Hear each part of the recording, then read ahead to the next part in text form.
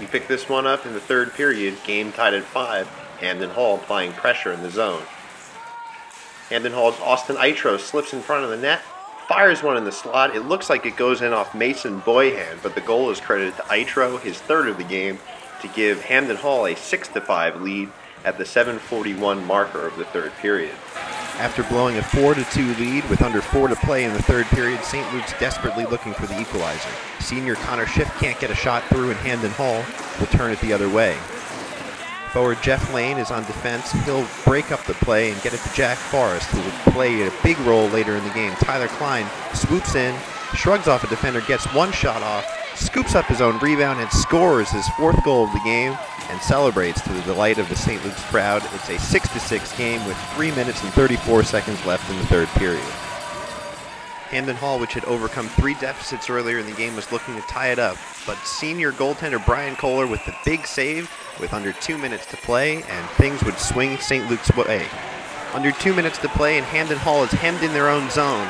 Jeff Lane gets the puck over to Jack Forrest, who wrists one over the blocker of goaltender Kevin Mezek to give St. Luke's a 7-6 lead, and that will seal the deal. A big come-from-behind win on Senior Day for the Storm at the SoNo Ice House. The celebration on the bench.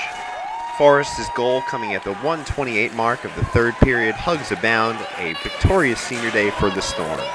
With the win, St. Luke secured a berth in the FAA playoffs. We caught up with senior goaltender Brian Kohler after the game. So being this Senior Day and coming off a 7-6 win when you guys were down 6-5, tied at 6-6 on Tyler's hat-trick goal, and then went on to win 7-6. What are your emotions coming off the ice? Relief, for one. To let up 6 goals in a game is not really great, but it's great. It's always great to know that you have an offense that is really high-powered and will have your back and will really pick you up if you let in, if you have a bad night. How can you reflect on this season, past seasons now, on this Senior Day? How is this special for you? It's really, really special for me, especially with the timing that this is all happening in. We start off 1-7, morale's down. Then we play the King game, last game, and we see that, which was a 3-2 win. We see it as a turning point in our season. This win today on Senior Day was only, a continuation of that. We have all the momentum in the world. We just secured a spot in the playoffs. It's a really good day. Going forward now, as one of the seniors and one of the leaders on this team, with a relatively young squad, how do you keep, how do you keep their cool in the locker room, on the bench? It's funny because we do have a lot of inexperienced guys. We do, we just made the playoffs for the first time last year. So while we have some experienced guys, it's going to be fun watching these guys develop throughout, the last third of the season and throughout the playoffs, and see them mature and really come into their own. We saw a young guy today, Patrick Curley, score a great one-timer goal, his first of the season.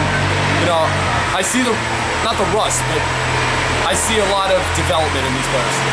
And finally, going back to the playoffs where you guys made it to the championship game last year, what's your feeling with that, being a senior? Excuse me? What's your feelings there, being a senior, heading back to the playoffs, hopefully looking to do better than just making the championship game? It's the culture that we're trying to form in St. Luke's is that this isn't, oh yeah, we made the playoffs. It's an expectation. So at this point, we've gotten our first expectation done. Now we're going to wrap up the #1 seed, hopefully. And we'll see how it goes from there. Well, congratulations on the win, and here's to future success. Thank you very much.